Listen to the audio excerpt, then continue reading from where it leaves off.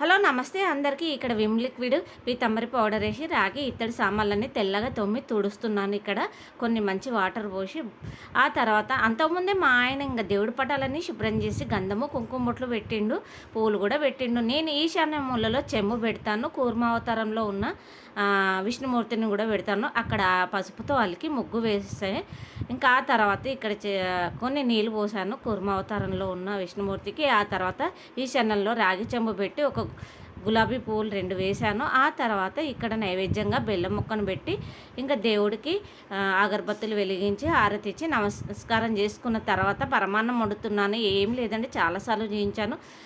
బియ్యాన్ని ఉడికించి మెత్తగా కొన్ని పాలు పోసి ఆ తర్వాత అందులో కొంచెం నెయ్యి 2 ఇలాచీలు వేసి బెల్లం వేసి ఉడికిన తర్వాత దేవుడికి సమర్పించి ఇప్పుడు చాయ్ తాగుతున్నానండి. మా బాబుకు చపాతీ వేసిచ్చి ఇంకా పప్పు చేస్తున్నాను. పప్పు చారు కోసం ఇలా రెడీ చేసుకున్నాను. నా వీడియోస్ నచ్చితే